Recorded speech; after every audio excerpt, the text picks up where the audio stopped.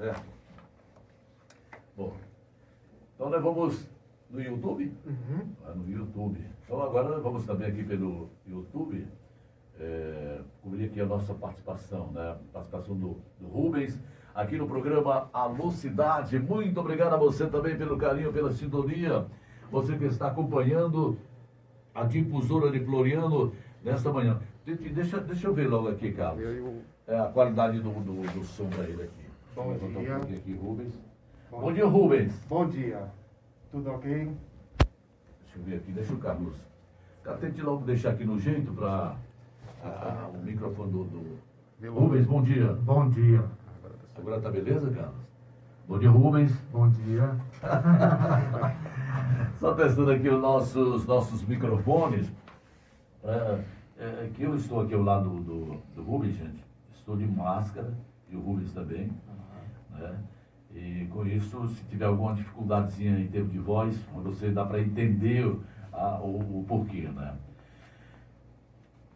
Ô Rubens, eu quero só dizer da alegria, do prazer de recebê-lo aqui no programa Alô Cidade. É uma satisfação imensa estar com esse jovem professor, doutor em advocacia, né, professor Rubens. Rubens, vamos falar de assunto que teve até há poucos dias, se debateu muito, se falou muito, né, quando se fala de patrimônio histórico da cidade de Floriano. Nós temos alguns e que tem que ser preservado, né, tem que se olhar com muita atenção e com bons olhos. Não somente as autoridades têm que olhar, mas nós, que somos da cidade de Floriano, que temos também que zelar pelos bens da cidade, que são bens nossos também. Né? Rubem, deixa eu saber aqui que teu nome Ivan? Ivan. O Ivan. Nilson, primeiramente... Eu queria só saber de ti, porque você fala muito, esse Jorge Ivan, fala muito, e eu gostaria de saber, como também eu acho que muita gente gostaria de saber, o papel do Ivan na preservação e conservação do patrimônio histórico. Qual é a finalidade realmente do IFAM? Pronto, muito obrigado. Primeiramente, queria agradecer, Nilson, o seu convite. Eu me sinto honrado em estar aqui com você, que também faz parte, da história da cidade, tá certo? Eu já lhe ouvia desde criança, ali falando na Câmara dos Vereadores, e é um patrimônio. É um patrimônio. É um patrimônio da nossa cidade, é um sim. patrimônio imaterial. Né, considerado patrimônio imaterial. Exatamente, e além do mais um cartão postal. Sim, que nós temos, que é mas eu estou falando é de você mesmo, a sua voz e o seu intelecto. É um patrimônio, pode ser considerado um patrimônio muito material. Muito obrigado, cara, eu fico lisonjeado com essas palavras. Né? Eu vou explicar aqui, no decorrer da entrevista, eu vou explicar aqui e lhe dizer como você se enquadra nisso aqui, tá certo? Muito obrigado. Então o IFAM e os demais nossos ouvintes aqui, o IFAM ele nasceu com a intenção de preservar a história e a memória do Brasil, das suas construções. Né? Ele nasceu no ano de 1937, no governo ali do Estado Novo, ainda de Getúlio Vargas, e ele nasceu com esse propósito de se guardar e de se preservar esses bens ainda, naquele momento, materiais, né? O que é um bem material? Um bem material é tudo aquilo que eu posso tocar. É uma casa, é um livro, é uma agenda, é uma biblioteca, enfim, sim, são coisas que eu posso tocar. Então, no começo ainda se pregava e se pensava essa ideia de bem material. Com o passar do tempo, foi se evoluindo a ideia de bens e se entendeu que existem também os bens imateriais, que são aqueles que eu não posso tocar, mas que eles são tidos como relíquias, coisas importantes e que trazem a identidade do povo. Então, o IFAM, que no começo, em 1937, era CIFAM, né? era um serviço para atender essa necessidade, ele nasceu com esse objetivo de preservar, né, aquilo que era a memória do povo brasileiro. No começo ainda se deu muita ênfase ali, ainda o que era feito pelo homem branco, feito pelo português, mas com o passar do tempo houve essa evolução, que a gente considera evolução, e os outros povos que formaram a nossa nação foram também ali considerados. Os africanos e também os indígenas, né? Então, essa é a função do IPHAN. Ele faz a função de tombar, né? O que é um tombamento? É você considerar um prédio ou um conhecimento sobre, por exemplo, a cajuína, algo que caracterize ali uma sociedade, algo que seja peculiar daquela sociedade. Então, quando se tomba um prédio, ou um açude, ou a represa de um açude, ou quando se tomba o conhecimento da cajuína, ou coisa do tipo, então está se preservando aquele patrimônio, aquela identidade daquela sociedade. Que beleza, gente. Olha, estamos com muita alegria conversando aqui com o professor Rubens Dias Freitas. É professor de História, é especialista em História da Arte, é formado também em Direito, pela UESP. Dando continuidade, nós elaboramos algumas perguntinhas, Rubens, se possível, se puder realmente responder, senão a gente passa para frente, tá? Mas eu tenho certeza que a inteligência que você tem, nós vamos se sair bem, especialmente aqui no nosso programa. Bom, Rubens, eu gostaria também de saber, é possível conviver o antigo e o novo num espaço urbano que requer novas necessidades da sociedade contemporânea? É possível. Será que é possível isso? É possível. A gente acha que não é, sabe? Mas é altamente possível. Às vezes as pessoas dizem assim, mas como é que eu vou construir tendo esse prédio antigo, essa casa antiga, essa parte antiga, e vou construir meu prédio ou coisas do tipo? Então, tem cidades hoje, existem cidades que são chamadas de cidades inteligentes, certo? Cidades inteligentes. Cidades inteligentes não parte só da administração do município, parte também da sociedade. Da sociedade. Porque, e que é importante, né? E que é importante, porque quem faz uma cidade, Wilson e ouvintes, não é um determinado grupo de pessoas, o empresariado, não são só os políticos, mas todas as pessoas que vivem na cidade. Toda a comunidade. Toda a comunidade que vive ali na cidade. Então, a cidade, a memória da cidade, a identidade da cidade é feita pela população que vive ali. Então, é possível aliar, sim, esses dois momentos. Nós temos o exemplo de várias cidades que conseguiram conciliar. Nós temos o exemplo, por exemplo, Fortaleza. Eu não vou nem muito longe, só para citar um exemplo. Ali é aquela região chamada de Dragão do Mar. Aquela região ali, ela ali em Fortaleza, no litoral, na parte litorânea ali de Fortaleza, ela era, há algum tempo, há uns 20 anos atrás, ela era esquecida. E ela foi toda restaurada e conservada até os dias de hoje. E lá é feita de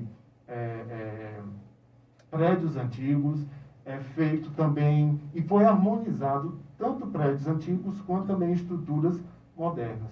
Nós temos a cidade de Londres, também, que conseguiu também conciliar isso. Você vê uma cidade, uma igreja de 700 anos e no fundo dela você vê um arranha-céu ali de 3 anos, 2 anos, de mais de 100 metros, 200 metros de altura. Então, Montmartre também, em Paris, conseguiu conciliar, era uma região degradada da cidade de Paris, e conseguiu conservar. Então, é saber aliar, né, algumas coisas e entender que a preservação dessas construções, a preservação delas, faz com que também se cresça um movimento de pessoas, o turismo ali e o movimento ali naquela região onde esses prédios existem. Então, é uma questão de estudos e trabalho tanto das autoridades como da população também. Rubens, a gente sabe que em tudo tem que ter dinheiro, Sim. né?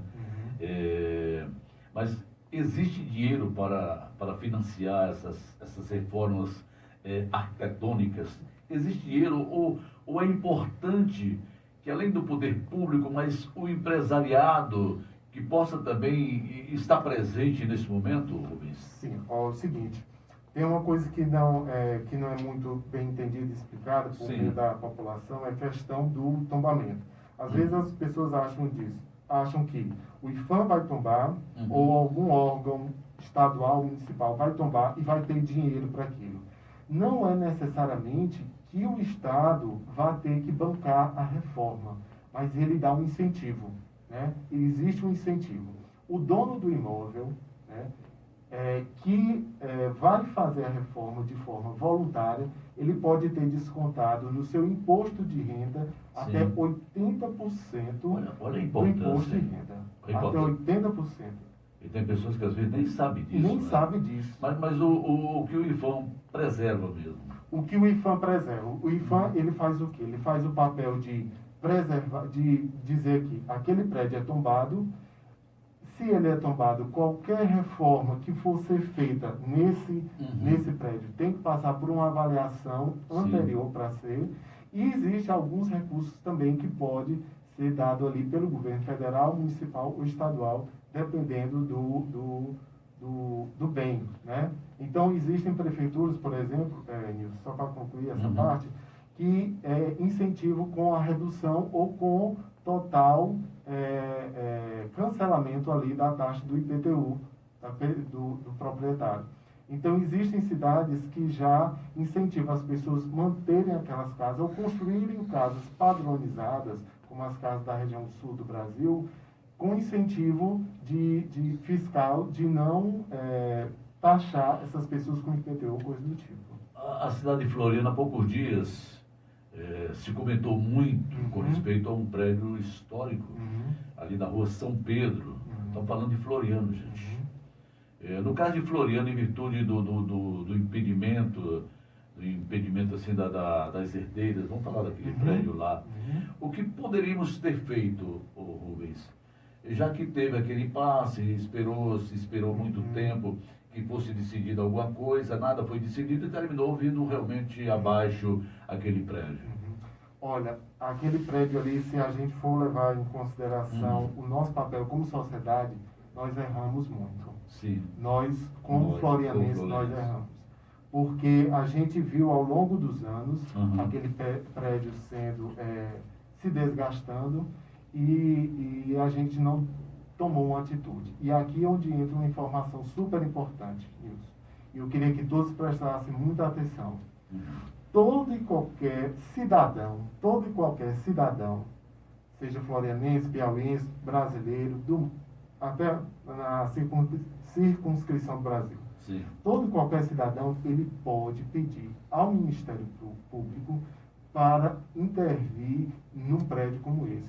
Ou ir ao Ministério Público, no caso do Estado, ou ir à Procuradoria do município para poder intervir, ou ir também até o próprio IPHAN requerer que aquele prédio seja restaurado. Então, a gente não precisa esperar só pelas autoridades.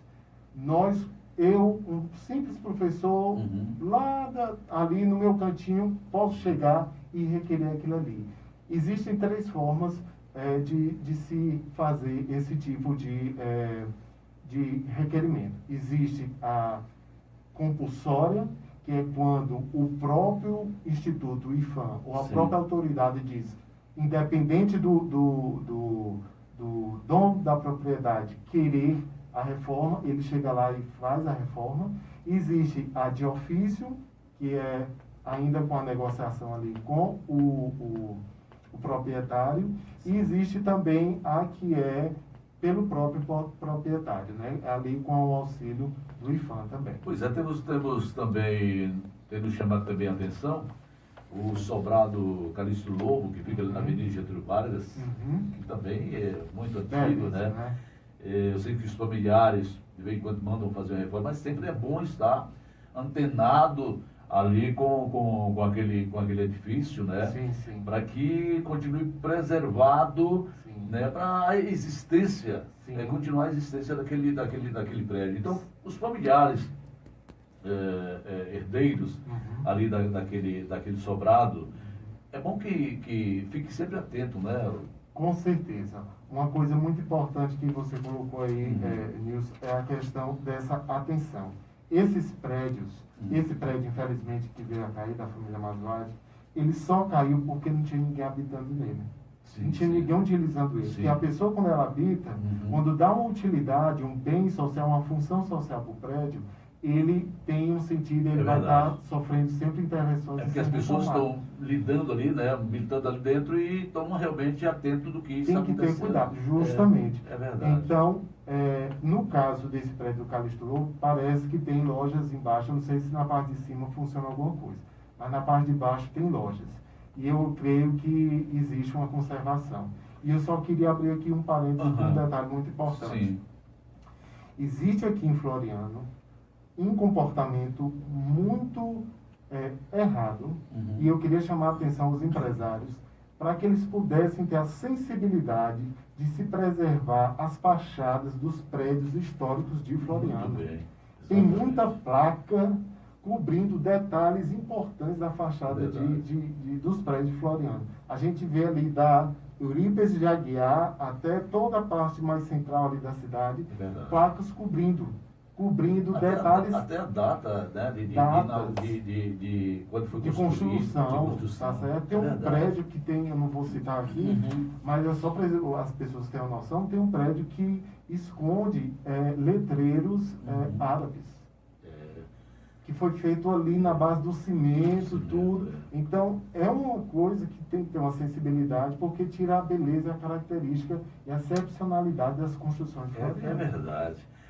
Tocou no assunto, e até ia perguntar o que eu, como cidadão interessado, posso fazer assim, para solucionar um problema de deteriorização do patrimônio. Você já deu o toque aí de como a gente pode fazer, chamar a atenção até do Ministério Público e tudo, sim, não é sim. isso? Ministério Público, hoje a Procuradoria do próprio município, para intervir naquilo ali, se não se resolver, ir atrás do IFAM, que tem o escritório deles aqui no Piauí, que é lá na cidade de Teresina. Então, é tomar uma atitude, a gente tem que tomar uma atitude. Calado a gente não sabe o que é que quer. Então, a gente que gosta da arte, que gosta da arquitetura, tem que se mobilizar. Eu ainda tinha até programado fazer uma campanha para a gente poder solucionar ali aquela situação. Mas nós nos esbarramos ali na questão do direito com relação às herdeiras, que não deram um retorno para a gente, e aí, infelizmente, aconteceu. E quando acontece, acabou. Aí acabou. Para se reverter a coisa. Bom, mas eu sei que há muitos problemas enfrentados hoje na preservação da cultura brasileira.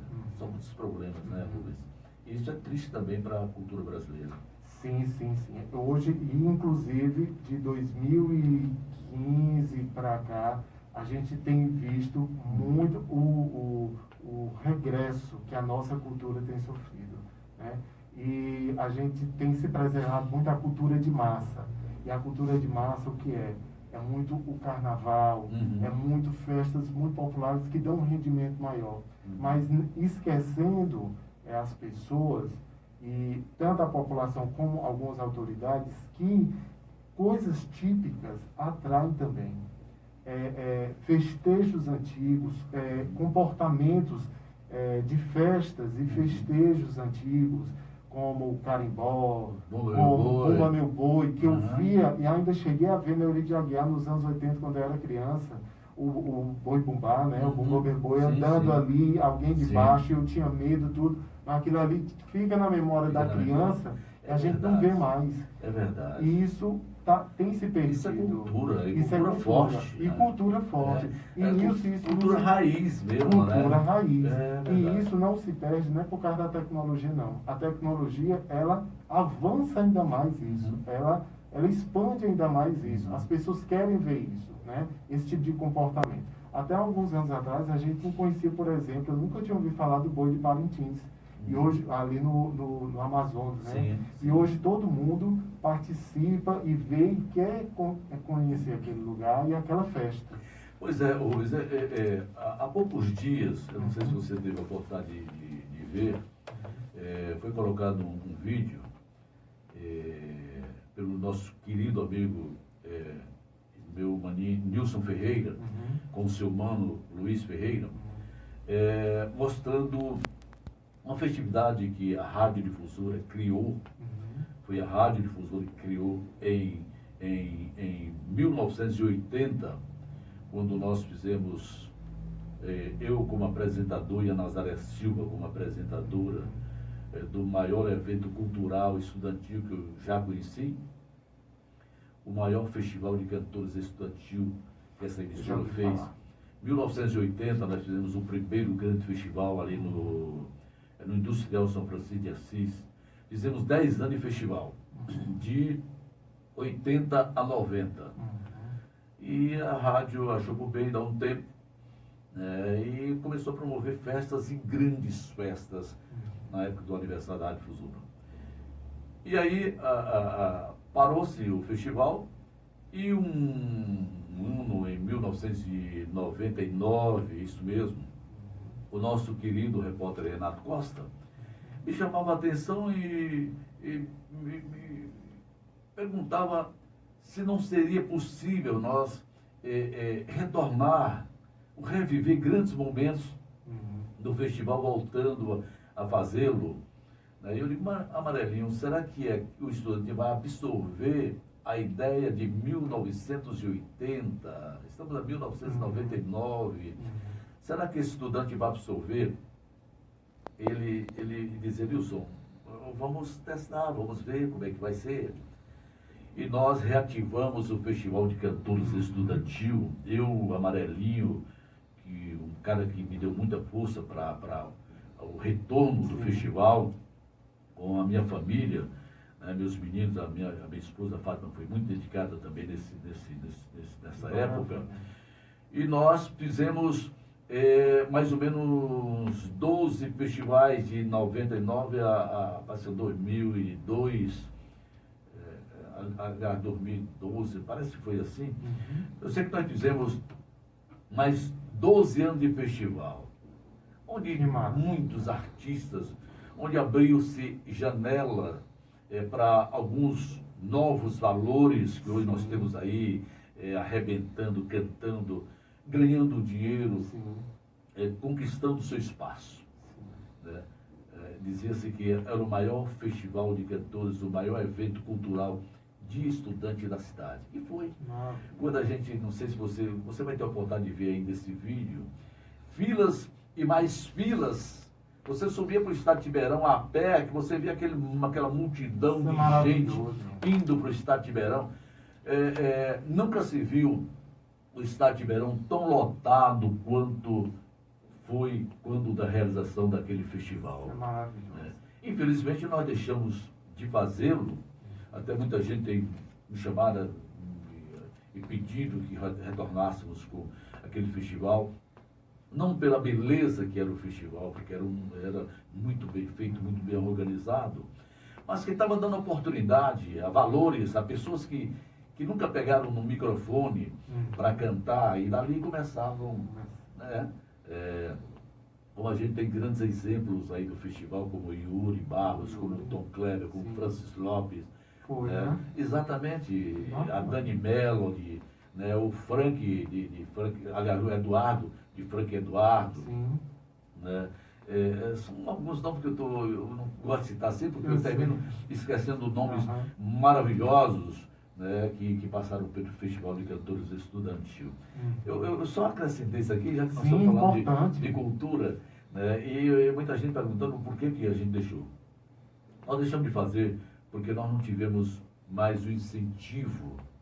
Quando eu parei o festival, nós paramos, eu e o Amarelinho paramos o festival, que a gente vinha até fazer porque nós tínhamos o apoio antes do gestor, nos dava um apoio necessário para nós, a realização do festival. Mas depois, infelizmente, outro não pôde dar, o mesmo apoio, pelo menos o mesmo, não pude dar, e infelizmente a gente passava 3 meses, eu e o Amarelinho, sem poder trabalhar, porque eu gosto de entrar numa coisa, Rubem, para me envolver. Sim, de corpo e alma, né, Nilson? Exatamente, e dali saber que eu estou fazendo uma coisa que eu gosto e que realmente vai ser algo de atenção. Sim, sim. Não é? Entendeu? Sim. Então, nós deixamos de fazer porque não tivemos mais o apoio que necessitávamos ter para a realização do evento. Eu estou só trazendo esse fato para você, também que aquilo que não, que é cultura. Mas vamos dar continuidade aí. Tá certo. Rubens, cultura, retorno financeiro, qual? Porque se faz grandes, como o carnaval, como grandes eventos, né? E há esse retorno. Nilson, esse retorno se dá e não necessariamente precisa ser só num determinado período. Sim, sim. Porque tem gente viajando, por exemplo, o ano todo, gente do mundo todo viajando o ano todo para conhecer a estrutura e a arquitetura de uma cidade. Sim. Né? Nós temos, por exemplo, hoje foi numa revista americana, que eu agora não estou lembrado do nome, mas teve uma revista americana que selecionou as ruas mais bonitas do mundo. E dentre essas ruas mais bonitas do mundo está uma rua na cidade do Recife. Um Recife histórico, do Recife antigo. Foi todo restaurado. É uma preocupação. E as pessoas com isso vão lá visitar, Sim. vão deixar o dinheiro ali, vão investir na cidade e tudo mais. Aí diz, mas Recife é uma grande cidade, é muito... Não, mas Floriano tem que começar a ter essa base de também atrair esse público, que nós temos potencial, não só arquitetônico, e nós temos também natural. Nós temos um rio aí, a gente pode fazer Sim. passeio nele, organizar passeios em alguns pontos ao longo do rio, que são maravilhosos. Tem locais na cidade de Floriano, que também, geográficos, que podemos também trazer e impulsionar o turismo. Morros que tem igrejas em cima, nesses morros, que podem ser impulsionados também para trazer uma atratividade.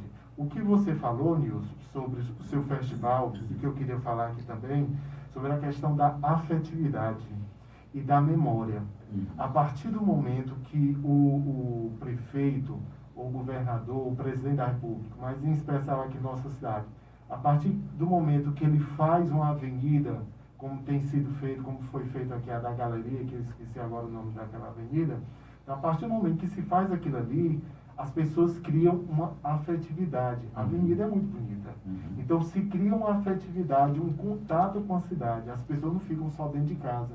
As pessoas vão para a rua. As pessoas vão participar da cidade. As pessoas não ficam com medo ou dizem, não tem o que se fazer em Floriano.